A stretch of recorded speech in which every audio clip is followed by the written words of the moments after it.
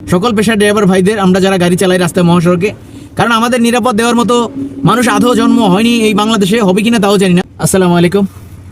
আমি সকল পেশাদার ড্রাইভার ভাইদের উদ্দেশ্যে একটা কথা বলতে চাই, সতর্কবাণী, সবাই একটু শুনবেন। বর্তমান প্রেক্ষাপট রাজনীতির খুবই দুর্ভোগ, দেশ খুবই অশোচনীয় অবস্থা।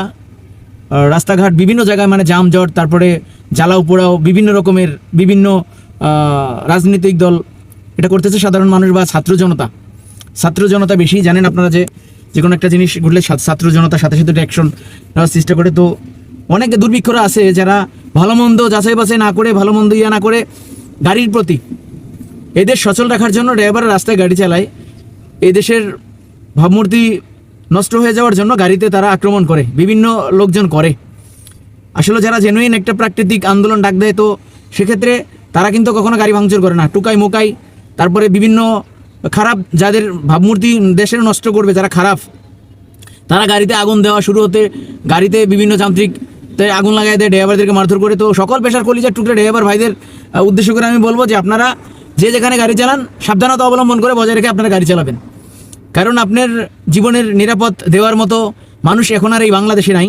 সকল পেশার ড্রাইভার ভাইদের আমরা যারা গাড়ি চালাই রাস্তায় মহাসড়কে, কারণ আমাদের নিরাপদ দেওয়ার মতো মানুষ আদৌ জন্ম হয়নি এই বাংলাদেশে, হবে কিনা তাও জানি না।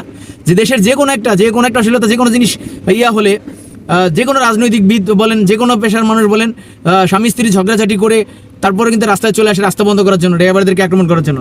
তো সেক্ষেত্রে আপনারা ভাই লক্ষ কোটি টাকা দামের গাড়িটি নিয়ে রাস্তায় বেরিয়েছেন মালিক মহাজনের, তো আপনারা নিজে একটু সতর্ক থাকবেন। আপনার সোনার জীবনটা বিলীন হয়ে গেলে ভাইরে, আমরা তো খেটে খাওয়া মানুষ, আমাদের পিছনে কোনো এরকম কিছুই নাই, অ্যাবিলিটি নাই যে আমরা বিদেশ গিয়ে তারপরে আমরা সারা জীবন বসে বসে খেতে পারবো। এদেশে জন্ম আমাদের, এদেশে আমাদের থাকতে হবে।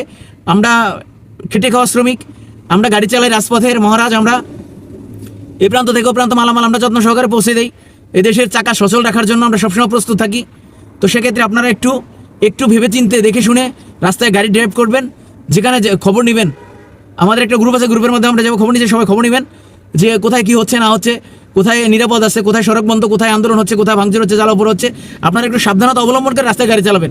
আপনাদের প্রতি বিনীত অনুরোধ রেখে আমি বলছি যে আমরা যারা পেশাদার ড্রাইভার ভাই, আমাদের আগে পিছিয়ে কেউ নাই যে আমাদেরকে টানবে। তো আমাদের এই কোম্পানির গাড়ি চালাইয়া যেহেতু আমরা কর্মে শিখছি ড্রাইভিং, আমাদের কর্ম করেই ভাত খেতে হবে। তো সেক্ষেত্রে আমরা গাড়িটা ঠিক রাখার চেষ্টা করবো, পাশাপাশি নিজের সেফলি থাকার চেষ্টা করবো। বেশি কথা বাড়াবো, কারণ দেশের ভাবমূর্তি এমন একটা পরিস্থিতি হয়ে গেছে, কারণ এই যে হাদি ভাইয়ের মৃত্যুতে বর্তমান পরিস্থিতি কয়দিন এরকম থাকে আমি জানি না। তো সেক্ষেত্রে আপনারা সবাই, আমরা রাজনীতির সাথে জড়িত না, আমরা পেটনীতি করি ড্রাইভাররা, শ্রমিকরা।